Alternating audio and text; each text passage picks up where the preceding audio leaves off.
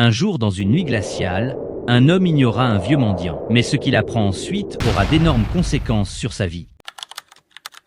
Une nuit glaciale d'hiver. Dans une ruelle sombre d'un quartier chic, Maxime Morel, un riche homme d'affaires à la carrière florissante, sortait d'un restaurant étoilé après un dîner luxueux. Son manteau en cachemire à peine boutonné, il se précipita vers sa Mercedes où son chauffeur l'attendait avec le moteur allumé. Alors qu'il traversait la rue, une silhouette misérable se détacha de l'ombre. Un vieil homme, la peau parcheminée par le froid, grelottait sous un tas de vêtements en morceaux. Son souffle formait de petites vapeurs blanches dans l'air. Il tendit une main tremblante vers lui. « Monsieur, aidez-moi, j'ai faim. » Maxime s'arrêta net, son regard acéré fixant l'homme avec mépris. Sa barbe grise était emmêlée, ses doigts couverts de saleté violacée par le froid mordant. L'odeur nauséabonde de la misère l'assaillit, le faisant reculer d'un pas. « Trouve un travail comme tout le monde, » répondit-il sèchement, sa voix glaciale, tranchant l'air comme une lame. Antoine soupira, un sourire un peu triste aux lèvres. « Monsieur, s'il vous plaît, juste ce que vous pouvez. » Mais Maxime resta impassible. L'homme ouvrit la bouche comme pour protester, mais Maxime haussa les épaules et monta dans sa voiture sans un regard en arrière. La portière claqua,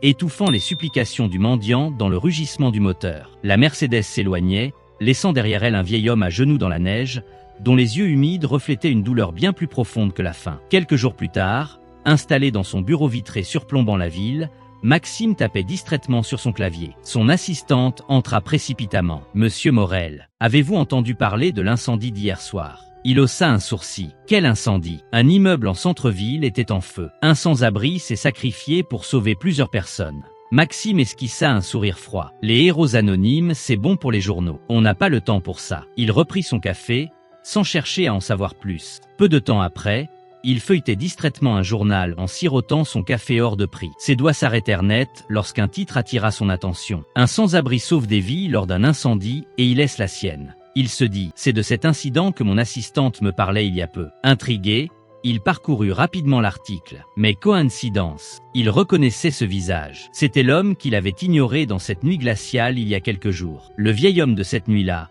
Antoine Delors, s'était précipité dans un immeuble en flammes pour évacuer plusieurs familles. Il avait sauvé 3 enfants, une mère et un homme âgé, avant de s'effondrer asphyxié par la fumée. Il était mort quelques heures plus tard à l'hôpital. Un détail glaçant figea Maxime sur sa chaise. Il aperçut son frère Gabriel Morel sur les photos. Il réalisait maintenant que l'immeuble sauvé par Antoine était celui où vivait son propre frère Gabriel. Il prit rapidement son téléphone et l'appela pour prendre de ses nouvelles. Son frère allait bien. Il s'en était sorti indemne. Cela dit, il lui raconta la scène en disant: j'étais couché et je commençais à m'étouffer. Je me levais en sursaut et tout l'appartement était en fumée. Je n'y voyais plus rien. Je cherchais la sortie, mais quand je trouvais enfin la porte, elle était condamnée de l'extérieur. La chaleur et la fumée étaient insupportables. Un homme noir d'un certain âge enfonça la porte. C'est ainsi que je pus enfin sortir. Il alla directement aider une femme et ses enfants, mais il s'est effondré asphyxié. J'ai appris plus tard qu'il avait perdu la vie. Cet homme est un véritable héros. Sans lui, je ne serais peut-être plus là pour te parler, mon frère. Maxime lui dit: alors tant mieux, tu vas bien, je passerai te voir. Une sueur froide se saisit de lui. S'il lui avait tendu la main cette nuit-là, aurait-il pu sauver la vie de cet homme? Antoine était mort en héros,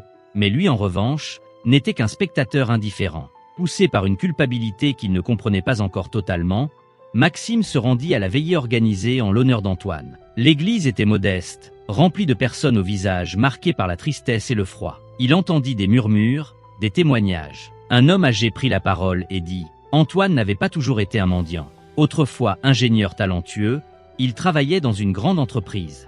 Mais ses valeurs d'honnêteté lui ont coûté son poste. Des personnes puissantes mais malhonnêtes lui ont tout pris. Il avait perdu son emploi après avoir refusé de corrompre un dossier compromettant pour une entreprise. Cet épisode fut celui qui changea à jamais sa vie. Pour autant, il ne lâcha rien. Il continua de se battre. Il était un homme de principes et de valeurs. Et même dans un état que d'autres qualifieraient de pitoyable, il aida encore et encore. Son dernier geste fut encore une offrande d'amour et de bienveillance envers son prochain. Souvenez-vous de lui. Souvenez-vous d'Antoine. Souvenez-vous de l'héritage qu'il nous a laissé. Cet héritage n'est rien d'autre que l'amour, l'aide, le partage et le pardon. Sur ces mots, l'homme termina son discours en la mémoire d'Antoine. Maxime ne tenait plus en place. Ces mots qu'il venait d'entendre agissaient comme un poignard dans ses entrailles. Il se rendit compte de son incroyable pauvreté malgré ses énormes comptes en banque. Et ce n'était pas tout. Un prêtre raconta qu'Antoine avait passé des années à s'occuper de sans-abri, à partager le peu qu'il avait, à enseigner les bases de la lecture à des jeunes en difficulté. Il n'avait jamais cessé d'aider les autres, même lorsqu'il n'avait plus rien. Maxime était venu pour comprendre, mais il trouvait une sentence. Il voulut quitter la salle, mais un bruit étouffé attira son attention. Dans un coin sombre de l'église, une petite fille sanglotait en serrant une vieille écharpe. « Tu connaissais Antoine » demanda-t-il d'une voix hésitante.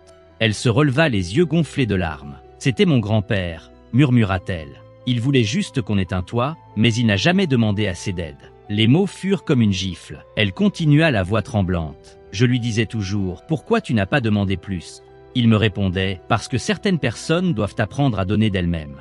Maxime sentit un poids terrible s'écraser sur sa poitrine. Antoine lui avait tendu la main, et lui, il l'avait repoussé. Ce soir-là, Maxime ne dormit pas. La nuit était tombée sur la ville. Seul dans son bureau, Maxime fouillait nerveusement ses archives. Il ouvrit un vieux dossier. Son regard tomba sur une signature bien connue, la sienne. Il parcourut le texte les mains tremblantes. Il lut la note finale laissée par Antoine. « Je refuse de trahir mes valeurs. Si je dois tout perdre, ainsi soit-il. » Il entendait son propre souffle, rapide, erratique. Il avait découvert une information choquante. Il sentit le sol se dérober sous ses pieds. C'était lui. C'était lui qui avait signé le contrat qui avait broyé Antoine, sans jamais mettre un visage sur ce nom. Il avait détruit un homme juste pour maximiser ses profits. Il repensa à chaque décision égoïste qu'il avait prise. Il repensa à cet homme qui avait tout perdu, non pas par faiblesse, mais par honnêteté.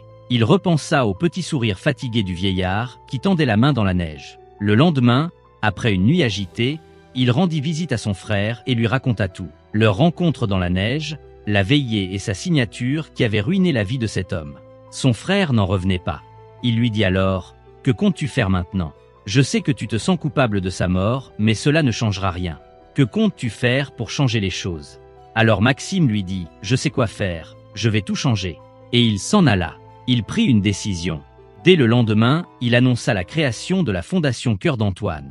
Un organisme qui offrirait aux sans-abri un logement temporaire, un accès à des formations et une aide juridique pour qu'ils puissent retrouver leur dignité. Il s'occupa personnellement de la prise en charge totale de la petite fille d'Antoine. Mais il ne s'arrêta pas là. Il lança une révision complète de toutes les pratiques de son entreprise afin qu'aucun autre Antoine ne soit brisé par ses décisions. Il reversa une partie de ses profits pour aider des familles en détresse et créa des bourses pour les jeunes défavorisés. Chaque hiver, il passait personnellement du temps dans les refuges qu'il avait financés, offrant des repas, des vêtements et son écoute. Il savait qu'aucune de ses actions ne pourrait effacer sa faute. Mais au moins, elle pouvait honorer la mémoire d'Antoine. Et cela l'aidait à aller mieux. Il n'était plus la même personne. Il était différent de cet homme sans cœur qui avait ignoré Antoine autrefois. Il se sentait plus heureux, plus vivant et plus riche. Dans son immense bureau vitré, une seule chose ne changea jamais. Sur son immense mur de verre donnant sur la ville, une simple phrase était gravée. « Ne repousse jamais une main tendue, car tu pourrais un jour en avoir besoin. »